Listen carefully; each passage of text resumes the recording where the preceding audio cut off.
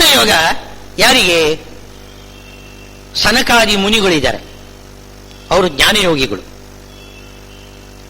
ಜನಕ ಮಹಾರಾಜ, ಪ್ರಿಯವ್ರತ ಮಹಾರಾಜ ಮುಂತಾದವರೆಲ್ಲ ಕರ್ಮಯೋಗಿಗಳು. ಅದು ಒಬ್ಬೊಬ್ಬರಿಗೆ ಒಂದೊಂದು ರೀತಿ ಇರ್ತದೆ.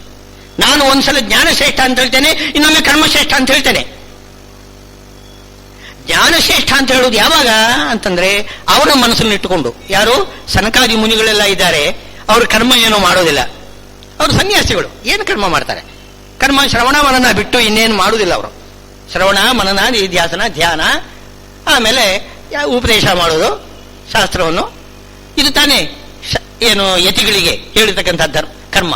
ಇನ್ನು ಬೇರೆ ಏನು ಕರ್ಮ ಏನಿಲ್ಲ. ಕರ್ಮ ಅಂತಂದ್ರೆ ಯಜ್ಞಯಾಗಾದಿಗಳು ಅದೆಲ್ಲ ಏನು ಮಾಡುವುದಿಲ್ಲ. ಸನ್ಯಾಸಿಗಳು ಅದು ಮಾಡುವುದಿಲ್ಲ. ಇದೇ ಗೃಹಸ್ಥರು ಇದ್ದಾರೆ, ಜನಕ ಮಹಾರಾಜ, ಪ್ರಿಯವ್ರತ ಮುಂತಾದವರೆಲ್ಲ, ಅವರು ಕರ್ಮ ಮಾಡ್ತಾರೆ. ಅವರು ಕರ್ಮಯೋಗಿಗಳು. ಜ್ಞಾನಯೋಗಿಗಳು ಕರ್ಮಯೋಗಿಗಳು ಅಂತ ಇದ್ದಾರೆ. ಆದ್ದರಿಂದ ಜ್ಞಾನಯೋಗಿಗಳನ್ನು ಉದ್ದೇಶ ಮಾಡಿಕೊಂಡು ಜ್ಞಾನಶ್ರೇಷ್ಠ ಕರ್ಮಕ್ಕಿಂತ ಅಂತ ಹೇಳ್ತೇನೆ, ಕರ್ಮಯೋಗಿಗಳನ್ನು ಉದ್ದೇಶ ಮಾಡಿಕೊಂಡು ಜ್ಞಾನಕ್ಕಿಂತ ಕರ್ಮಶ್ರೇಷ್ಠ ಅಂತ ಹೇಳ್ತೇನೆ. ಎರಡೂ ಸರಿಯೇ. ಜ್ಞಾನಕ್ಕಿಂತ ಕರ್ಮಶ್ರೇಷ್ಠ ಯಾಕೆ ಗೊತ್ತಾ? ಜ್ಞಾನ ನನಗೆಲ್ಲ ಗೊತ್ತಿದೆ, ಸುಮ್ಮನೆ ಏನು ಮಾಡೋದಿಲ್ಲ, ಸಂಧ್ಯಾವಂದನೆ ಮಾಡೋದಿಲ್ಲ, ನನಗೆಲ್ಲ ಗೊತ್ತಿದೆ, ಜ್ಞಾನ ಎಲ್ಲ ಬಂದ್ಬಿಟ್ಟಿದೆ. ನನಗೆ ದೇವ್ರ ಪೂಜೆ ಮಾಡೋದಿಲ್ಲ, ಸಂಧ್ಯಾವಂದನೂ ಮಾಡೋದಿಲ್ಲ. ಯಾಕೆಂದ್ರೆ ನನಗೆ ಜ್ಞಾನ ಬಂದಾಗಿದೆ. ಯಾಕೆಂದ್ರೆ ಕರ್ಮ ಮಾಡುವುದು ಅದಕ್ಕೋಸ್ಕರ, ಅಂತಃಕರಣ ಶುದ್ಧಿಯಾಗಿ ಜ್ಞಾನ ಬರಲಿಕ್ಕೋಸ್ಕರ. ನನಗೆ ಜ್ಞಾನ ಬಂದ್ಬಿಟ್ಟಿದೆ, ಇನ್ಯಾಕೆ ಕರ್ಮ? ಹೀಗೆ ಮಾಡ್ತಕ್ಕಂಥವ್ರು ಇದ್ದಾರಲ್ಲ, ಅವರು ನಿಜವಾಗಿಯೂ ಕೂಡ ತಪ್ಪು ಮಾಡ್ತಾ ಇದ್ದಾರೆ. ಜ್ಞಾನ ಬಂದ ಮೇಲೆ ಹೆಚ್ಚು ಕರ್ಮ ಮಾಡಬೇಕಂತ. ಅಜ್ಞಾನಿಗಳು ಮಾಡತಕ್ಕಂತಹ ಕರ್ಮ ಬರೀ ಶ್ರಮ ಮಾತ್ರ.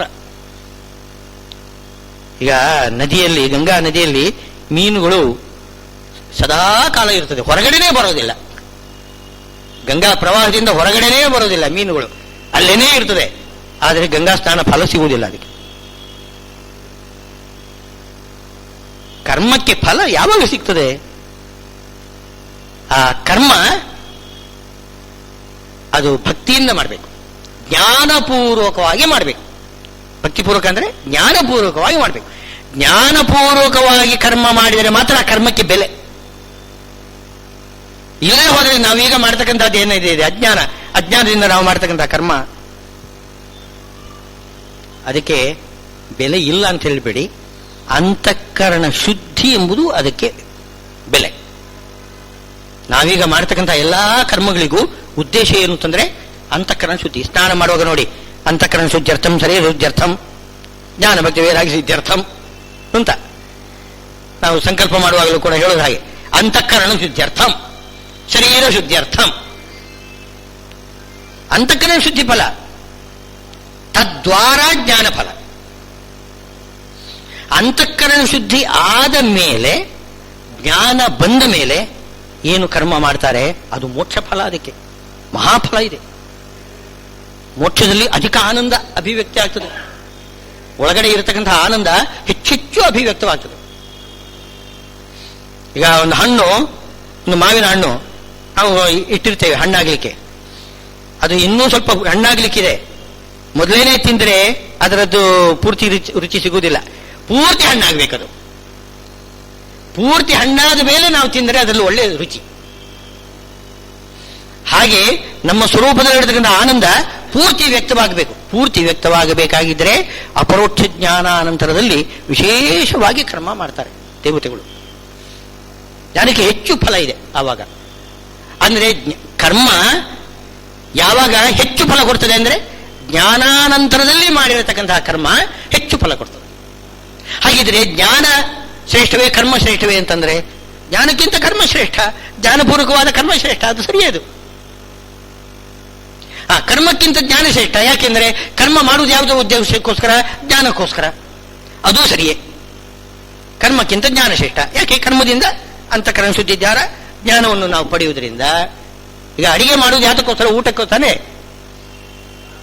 ಅಡಿಗೆ ಶ್ರೇಷ್ಠನೋ ಊಟ ಶ್ರೇಷ್ಠನೋ ಅಂತಂದ್ರೆ ನಾವೇನು ಹೇಳ್ತೇವೆ? ಅಡಿಗೆನೇ ಶ್ರೇಷ್ಠ ಅಂತ ಹೇಳ್ತೇವೆ. ಅಡಿಗೆ ಮಾಡುವುದು ಊಟಕ್ಕೋಸ್ಕರ. ಊಟ ಮುಖ್ಯ ನಮಗೆ, ಅಡಿಗೆ ಮುಖ್ಯ ಅಲ್ಲ. ಹಾಗೆ ಕರ್ಮ ಮಾಡಿದ ಮೇಲೆ ಜ್ಞಾನ ಬರೋದ್ರಿಂದ ಜ್ಞಾನ ಶ್ರೇಷ್ಠ, ಜ್ಞಾನ ಮಾಡಿದ ಮೇಲೆ ಕರ್ಮ ಮಾಡಿದರೆ ವಿಶೇಷವಾದ ಆನಂದ ಬರುವುದರಿಂದ ಅದು ಕರ್ಮ ಶ್ರೇಷ್ಠ. ಎರಡೂ ಸರಿಯೇ. ಇದೊಂದಾಯಿತು. ಇನ್ನೊಂದು ಅವರು ಹೇಳ್ತಾ ಇರೋದು, ಈ ಜ್ಞಾನಯೋಗ ಕರ್ಮಯೋಗಕ್ಕೆ ಅಧಿಕಾರಿಗಳು ಬೇರೆ ಬೇರೆ ಇದ್ದಾರೆ. ಜ್ಞಾನಯೋಗಕ್ಕೆ ಸನಕಾದಿಗಳಿದ್ದಾರೆ, ಕರ್ಮಯೋಗಕ್ಕೆ ಯಾರು ಜನಕ ಮಹಾರಾಜ, ಪ್ರಿಯವ್ರತ ಮುಂತಾದವರೆಲ್ಲ ಇದ್ದಾರೆ. ಜನಕ ಮಹಾರಾಜ ಅವನು ಕರ್ಮಯೋಗಿ, ಯಾಕೆಂದ್ರೆ ಅವನು ಚಕ್ರವರ್ತಿಯವನು, ಜನಕ ಚಕ್ರವರ್ತಿಯವನು ಮಹಾರಾಜ. ಅವನು ಬರೀ ಶಾಸ್ತ್ರದ ವಿಚಾರದಲ್ಲೇ ಮುಳುಗಿ ಕೂತು ಬಿಟ್ರೆ ಅಲ್ಲಿ ರಾಜ್ಯಭಾರ ಮಾಡೋರು ಯಾರು? ರಾಜ್ಯಭಾರ ಮಾಡಲೇಬೇಕು, ಅದು ಬಹಳ ಮುಖ್ಯ. ರಾಜನ ಮುಖ್ಯ ಕರ್ತವ್ಯ ರಾಜ್ಯಭಾರ, ಆಮೇಲೆ ಉಳಿದದ್ದೆಲ್ಲ. ಹಾಗಿರುವಾಗ ಕರ್ಮವನ್ನು ಅವನು ಕಡೆಗಣಿಸುವ ಹಾಗಿಲ್ಲ, ಅವನಿಗೆ ಕರ್ಮ ಮುಖ್ಯ, ಜ್ಞಾನ ಜೊತೆಗಿದೆ. ಯಾವ ಕೂಡ ಯಾಜ್ಞವಲ್ಕ್ಯರ ಸಭೆಯಲ್ಲಿ ಜನಕ ಮಹಾರಾಜ ಕೂತು ತೀರ್ಮಾನ ಕೊಡ್ತಿದ್ದಂತೆ. ಅವನು ಯಾಜ್ಞವಲ್ಕ್ಯರಿಂದ ಉಪದೇಶ ಪಡೀತಿದ್ದ. ಯಾವಾಗ ಆ ರಾಜ್ಯಭಾರ ಕಾರ್ಯವೆಲ್ಲ ಮಾಡ್ತಾನೆ ಬಿಡುವಿನ ವೇಳೆಯಲ್ಲಿ ಯಾಜ್ಞವಲ್ಕ್ಯರ ಬಳಿಯಲ್ಲಿ ಕುಳಿತುಕೊಂಡು ಶಾಸ್ತ್ರಾಭ್ಯಾಸ ಮಾಡ್ತಿದ್ದ. ಮುಖ್ಯವಾಗಿ ಯಾವುದು? ರಾಜ್ಯಭಾರ ಕರ್ಮ. ಜ್ಞಾನ ತುಂಬಾ ಇದೆ ಅವನಲ್ಲಿ, ಕರ್ಮನೂ ಹಾಗೇನೇ ಇದೆ.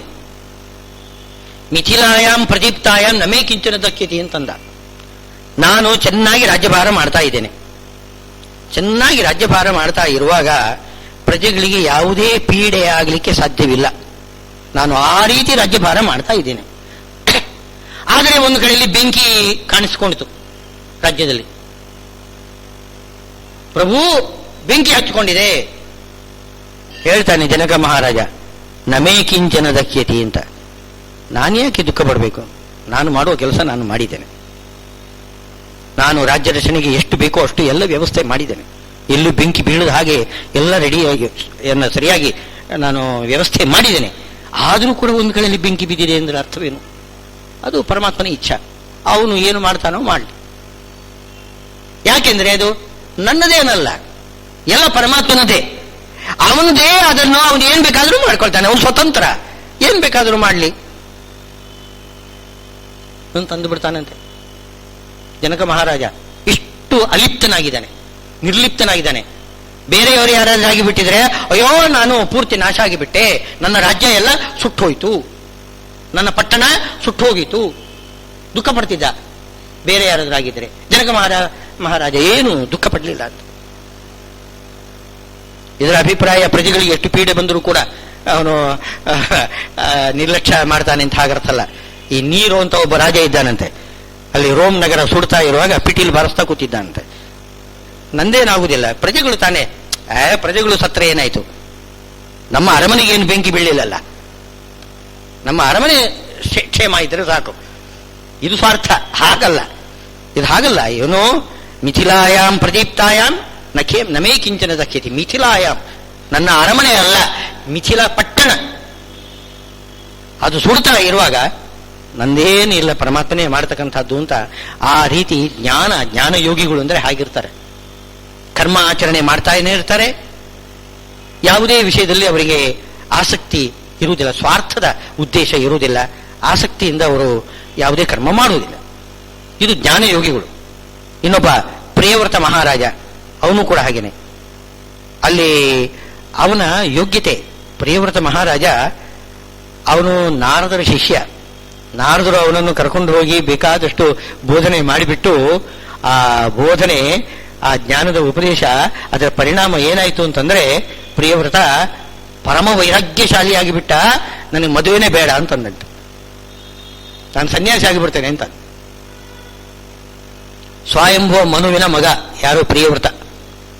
ಮನುವಿಗೆ ಚಿಂತೆ ಆಯಿತು. ಬ್ರಹ್ಮದೇವರು ಮನುವಿಗೆ ಆದೇಶ ನೀಡಿದ್ದಾರೆ, ಎಲ್ಲ ಸೃಷ್ಟಿ ಕಾರ್ಯ ಮುಂದುವರಿಸಬೇಕು ಅಂತ. ತನ್ನ ಮಕ್ಕಳು ಸೃಷ್ಟಿ ಕಾರ್ಯ ಮುಂದುವರಿಸಲಿಲ್ಲ, ಅವರು ಮದುವೆ ಆಗಲಿಲ್ಲ, ಏನು ಪ್ರಜೆಗಳನ್ನು ಸೃಷ್ಟಿ ಮಾಡಿಲ್ಲ ಅಂತಂದ್ರೆ ಅವ್ರ ಕಾರ್ಯಕ್ಕೆ ಚ್ಯುತಿ ಬಂತಲ್ಲ. ಅವನು ಮನು ಹೋಗಿ ಬ್ರಹ್ಮದೇವರಲ್ಲಿ ದೂರಿ ಕೊಡ್ತಾನೆ, ಹೀಗೆ ನನ್ನ ಇವನು ಪ್ರಿಯವ್ರತ ಮದುವೆ ಆಗ್ಲಿಕ್ಕೆ ಹೇಳುವುದಿಲ್ಲ, ಸ್ವಲ್ಪ ಬುದ್ಧಿವಾದ ಮಾಡಿ ಅಂತ. ಬ್ರಹ್ಮದೇವರು ಸತ್ಯಲೋಕದಿಂದ ಇಳಿದು ಬಂದರಂತೆ.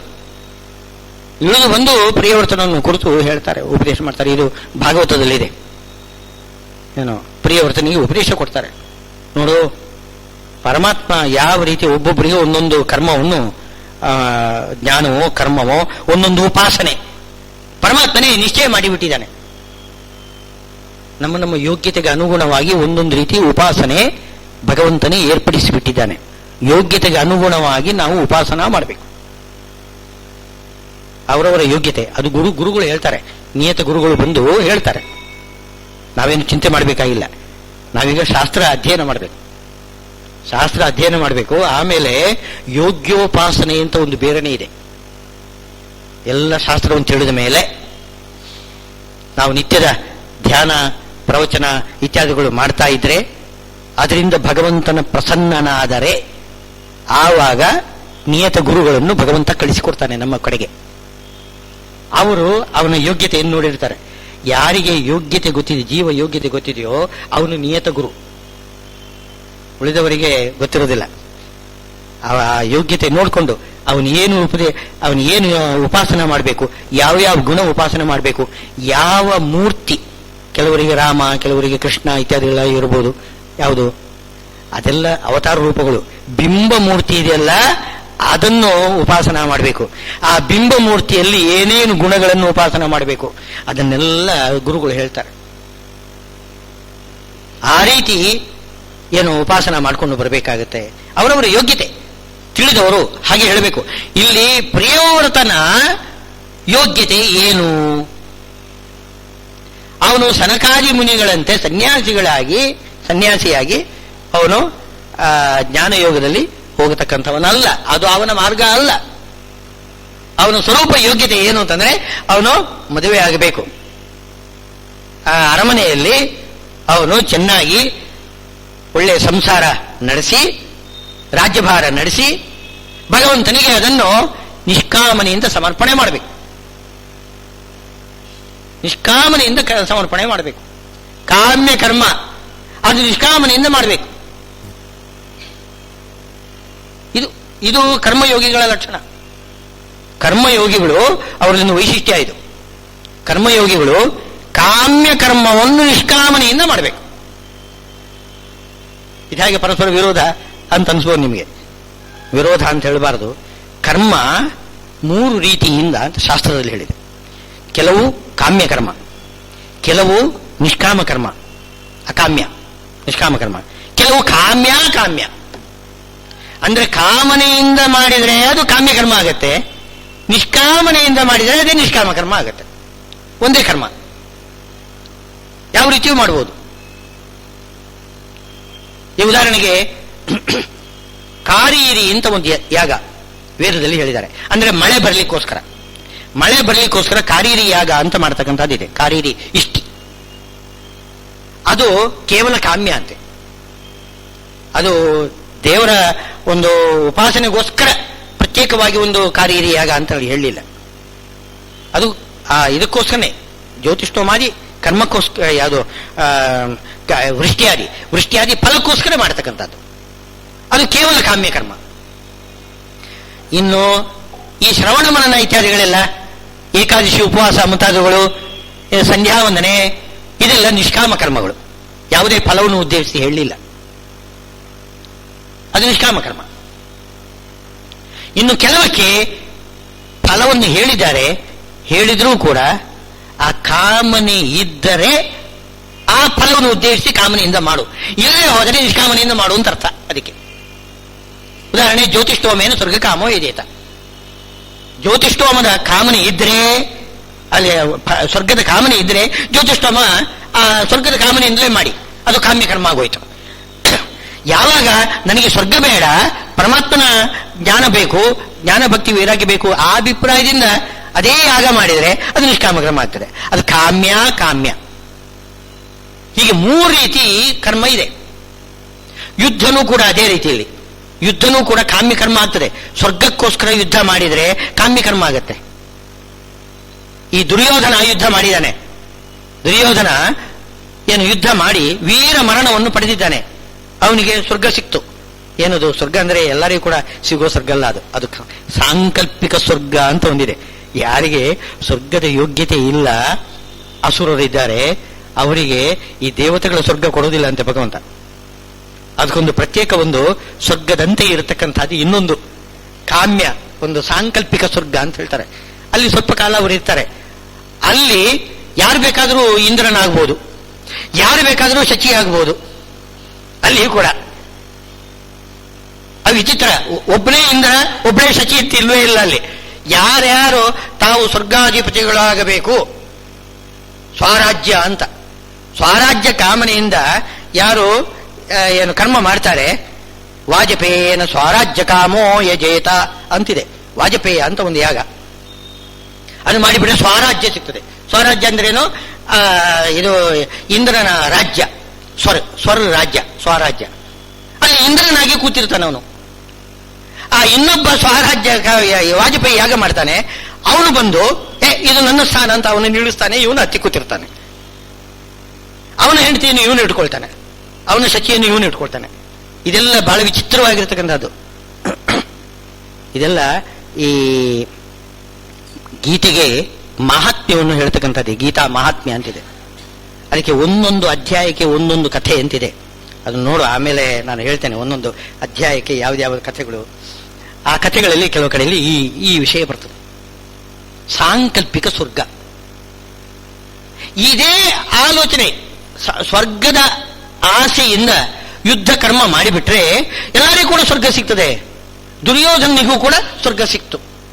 ಕೊನೆಗೆ ಹೇಳ್ತಾರೆ, ಅಲ್ಲಿ ಸ್ವರ್ಗದಲ್ಲಿ ದುರ್ಯೋಧನ ಮೆರೆಯುವುದನ್ನು ನೋಡಿ ಕೋಪ ಬಂದ್ಬಿಡ್ತಂತೆ ಧರ್ಮರಾಜನಿಗೆ. ಇಂಥ ಸ್ವರ್ಗ ನನಗೆ ಬೇಡ ಅಂತಂದಂತೆ. ಪರಮಾತ್ಮ ಅಂಥ ಸ್ವರ್ಗ ಅವನಿಗೆ ಕೊಡೋದಿಲ್ಲ, ಧರ್ಮರಾಜನಿಗೆ ಕೊಡೋದೇ ಇಲ್ಲ. ಆದ್ರೆ ಅವನು ದುಃಖದಿಂದ ಹೇಳ್ತಾನಂತೆ, ಏನು ಸ್ವರ್ಗದಲ್ಲಿ ದುರ್ಯೋಧನ ಮೆರೀತಾ ಇದ್ದಾನೆ, ನನಗೆ ಇಂಥ ಸ್ವರ್ಗನೇ ಬೇಡ, ನನಗೆ ನರಕನೇ ಇರಲಿ ಅಂತಂತ ನಾವು. ಆ ರೀತಿ ಏನು ಸ್ವರ್ಗ ಸಿಗ್ತದೆ. ಅದು ಕಾಮ್ಯ ಕರ್ಮ ಮಾಡಿಬಿಟ್ರೆ ಸ್ವರ್ಗ ಸಿಗ್ತದೆ, ನಿಷ್ಕಾಮ ಕರ್ಮ ಮಾಡಿಬಿಟ್ರೆ ಮೋಕ್ಷ ಸಿಗ್ತದೆ. ಎರಡೂ ಕೂಡ ಆಗ್ತದೆ. ಇದು ಕಾಮ್ಯ ಕಾಮ್ಯ, ಜ್ಯೋತಿಷ್ಠೋಮಾದಿಗಳೆಲ್ಲ ಕಾಮ್ಯ ಕಾಮ್ಯ. ಆ ರೀತಿ ಕರ್ಮ ಮಾಡಲಿಕ್ಕೆ ಬರ್ತದೆ. ಇವರು ಕರ್ಮಯೋಗಿಗಳು ಏನ್ ಮಾಡ್ತಾರೆ ಅಂತಂದ್ರೆ, ಈ ಕಾಮ್ಯ ಕಾಮ್ಯ ಕರ್ಮ ಯಾವುದಿದೆ, ಸಂಸಾರವನ್ನು ಸಾಕುವುದಕ್ಕಂಥದ್ದಿದೆಯಲ್ಲ, ಪತ್ನಿ ಪುತ್ರಾದಿಗಳನ್ನು ಏನು ಸಾಕಿ ಭಗವಂತನಿಗೆ ಸಮರ್ಪಣೆ ಮಾಡತಕ್ಕಂಥದ್ದು. ದಾರಾನ್ ಸುತಾನ್ ಪ್ರಿಯಾನ್ ಪ್ರಾಣಾನ್ ಪರಸ್ಮೈ ಸನ್ನಿವೇದಯೇ. ಹೆಂಡತಿ ಮಕ್ಕಳನ್ನು ಚೆನ್ನಾಗಿ ಪಾಲನೆ ಮಾಡಿ, ಬಂಧುಗಳನ್ನು ಅತಿಥಿಗಳನ್ನು ಎಲ್ಲರನ್ನೂ ಕೂಡ ಚೆನ್ನಾಗಿ ಪೂಜಾ ಮಾಡಿ ಅವರನ್ನು ಭಗವಂತನಿಗೆ ಸಮರ್ಪಣೆ ಮಾಡಿಬಿಡ್ಬೇಕು. ಹೀಗೆ ಮಾಡಿಬಿಟ್ರೆ ಅದು ನಿಷ್ಕಾಮ ಕರ್ಮ ಆಗ್ತದೆ.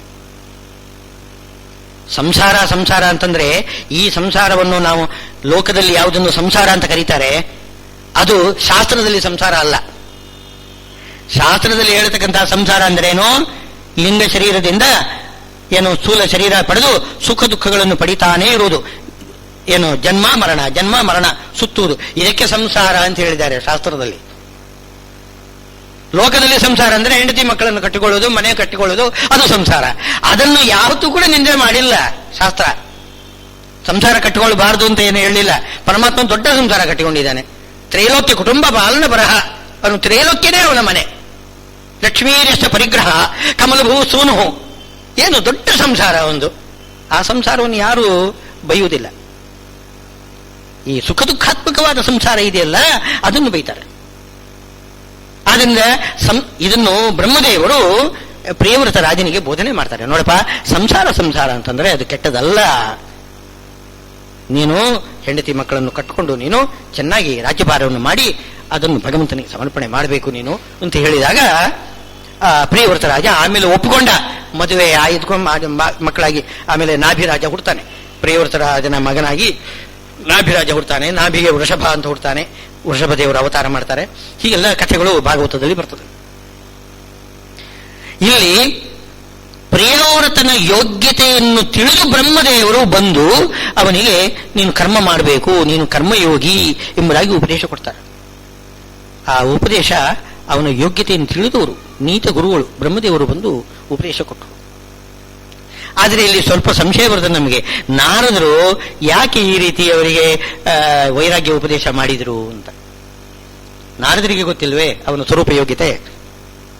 ಸಾಮಾನ್ಯವಾಗಿ ಭಾಗವತದಲ್ಲಿ ಸ್ವರೂಪ ಯೋಗ್ಯತೆ ತಿಳಿದು ಉಪದೇಶ ಮಾಡತಕ್ಕಂಥವರು ನಾರದರು.